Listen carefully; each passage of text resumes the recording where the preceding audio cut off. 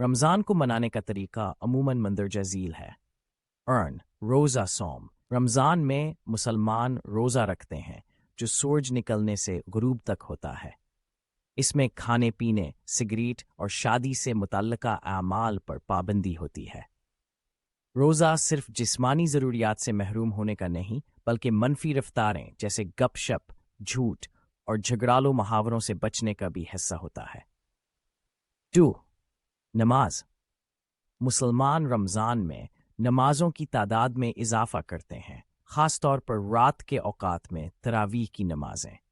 یہ نمازیں مسجد میں اجتماعی طور پر ادا کی جاتی ہیں اور قرآن کی تلاوت کے ساتھ کی جاتی ہیں۔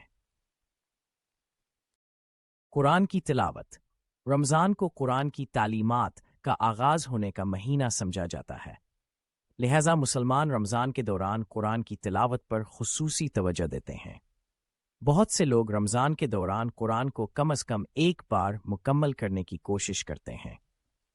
خیرات، زکوٰۃ اور صدقہ غریبوں کی مدد کرنا رمضان کا اہم حصہ ہے۔ مسلمانوں کو زکوٰۃ، فرض خیرات اور صدقہ، رضوانی خیرات دینے کی ترغیب دی جاتی ہے تاکہ کم بھاگدور حالات میں مدد کی جا سکے۔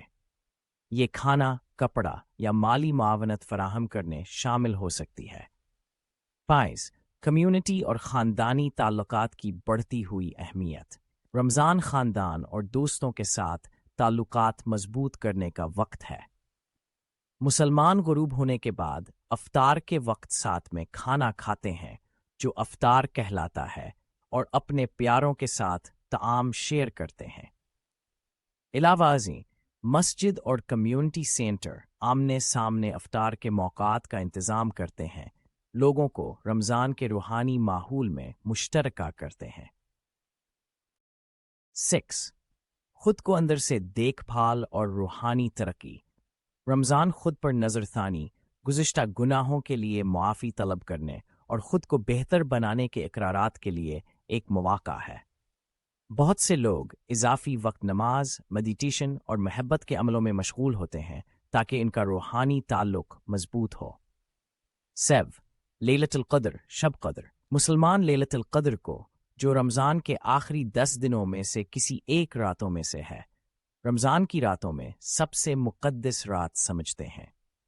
یہ سال کی سب سے بڑی رات ہے اور قرآن کی پہلی نازل ہونے کی سالگرہ کو نشان زنی کرتی ہے۔ مسلمان اس رات کو نماز اور عبادت میں گزارتے ہیں، مغفرت اور برکات کی طلب کرتے ہیں۔ کل میں رمضان مسلمانوں کے لیے دنیا بھر میں روحانی تجدید، خود کنٹرول اور عبادت کا مہینہ ہے۔ یہ برکتوں اور اجرات کا ایک مہینہ ہے اور مسلمان اس پاک موقع کو اسلام کی تعلیمات کو اپنی روزمرہ زندگی میں شامل کر کے اس کا فائدہ اٹھانے کی کوشش کرتے ہیں۔